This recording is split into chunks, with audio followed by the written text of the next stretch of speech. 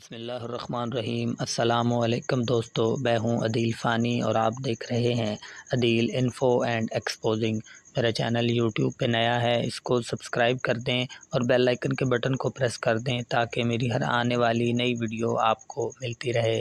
تو دوستو، آج کی اس ویڈیو میں ہم آپ کو بتائیں گے کہ حضرت نوح علیہ السلام کا قصہ کیا تھا، کس طرح حضرت نوح علیہ السلام نے کفار کو اللہ کی حقانیت کی دعوت دی اور انہوں نے نہ مان کر اللہ کے عذاب کو للکارا اور خود کو عذاب میں ڈالا۔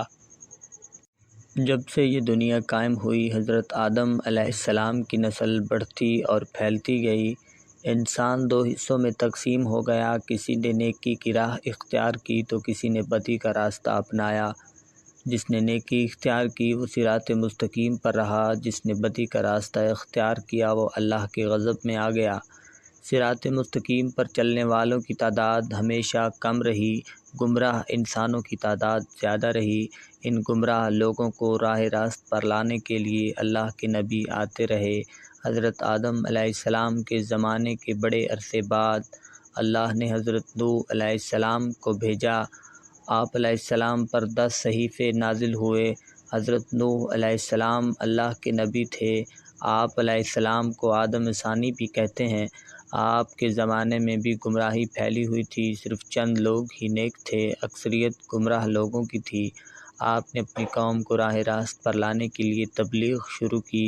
وہ لوگ ہر قسم کی برائیوں میں مبتلا تھے، چوری، بے ایمانی، امانت میں خیانت، جھوٹ بولنا، شرمناک کام، ماں باپ کی خدمت نہ کرنا، کمزوروں کو حقیر سمجھنا، غریبوں کو دھتکارنا، جھگڑا کرنا، قتل کرنا، دوسرے کا مال چھیننا عام بات تھی۔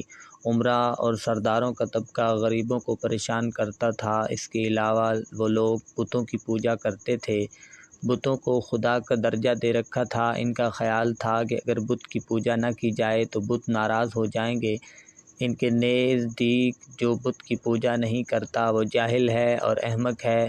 انہوں نے 4 بت بنا رکھے تھے جن کے نام ود، سوا، یغوث، نصر تھے۔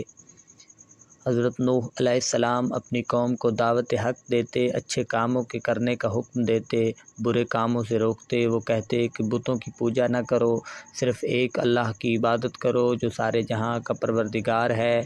وعظ و نصیحت کی غرض سے ایک روز آپ علیہ السلام نے ضیافت کا اہتمام کیا۔ ضیافت میں ہر ایک حیثیت والے لوگ آئے۔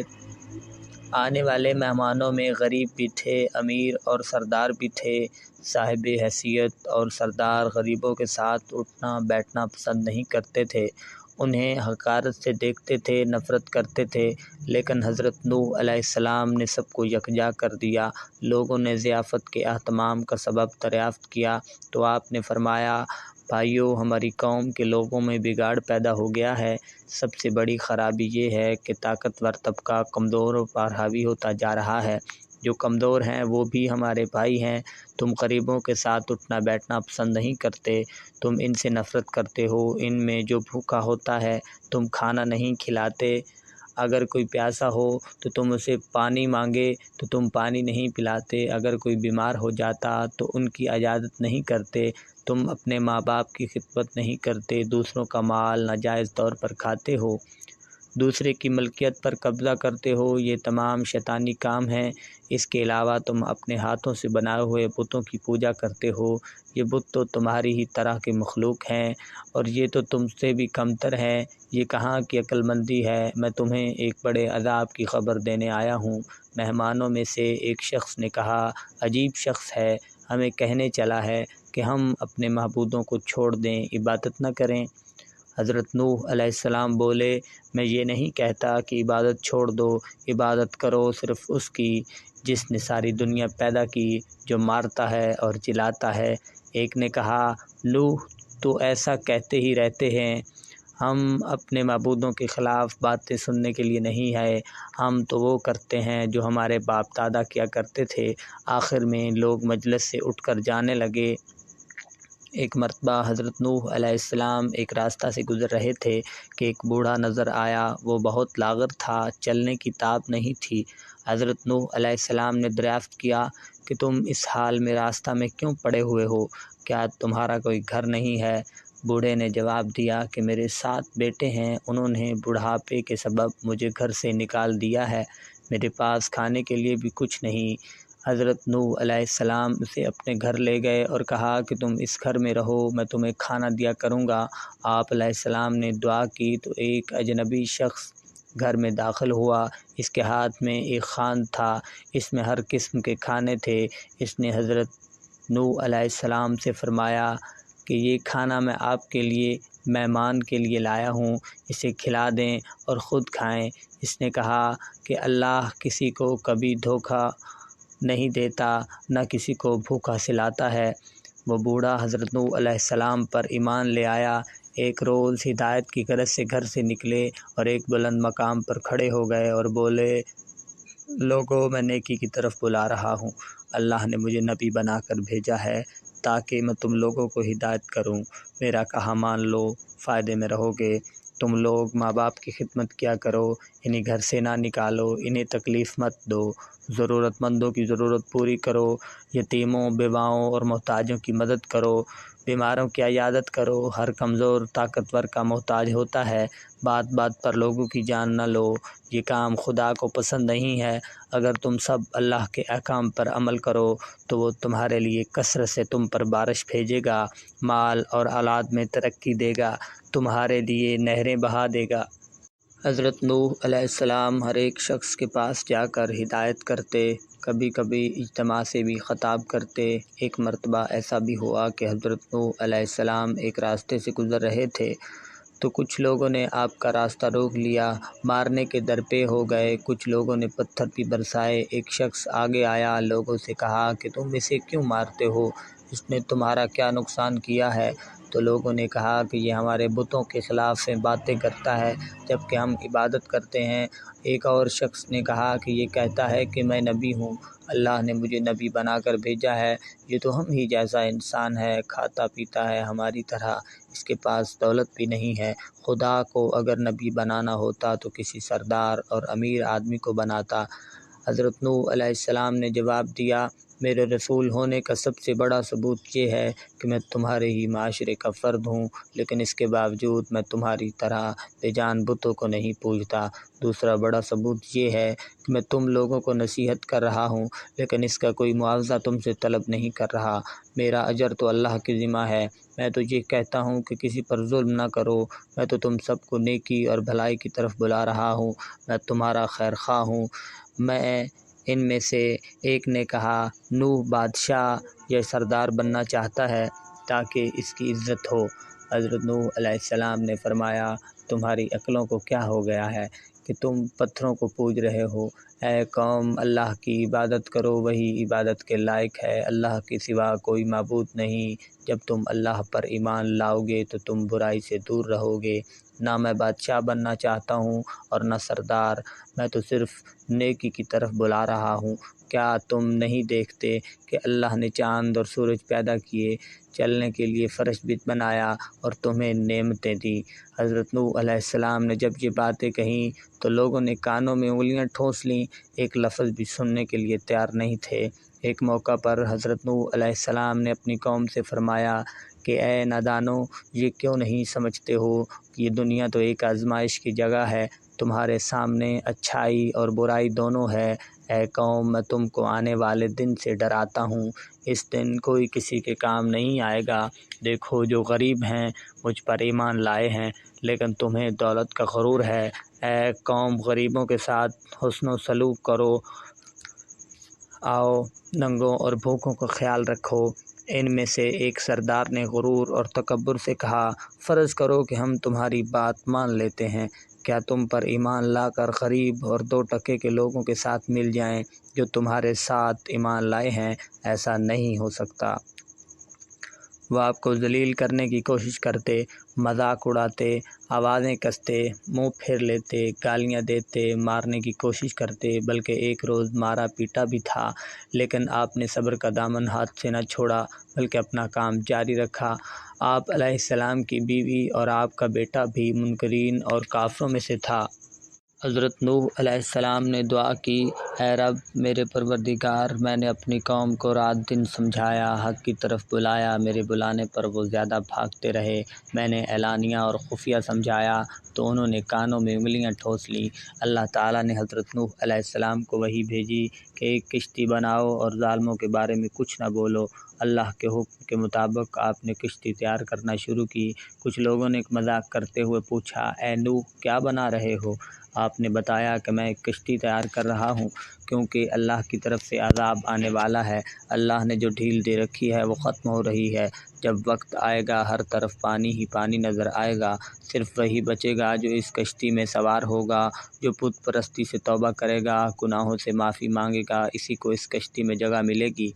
لوگ بولے، اے نوح یہ زمین تو خشک ہے، ایسے آثار میں نہیں ہے کہ اتنا پانی ہو جائے کہ کشتی تیرنے لگے۔ نوح کا تو دماغ ہی چل بسا ہے۔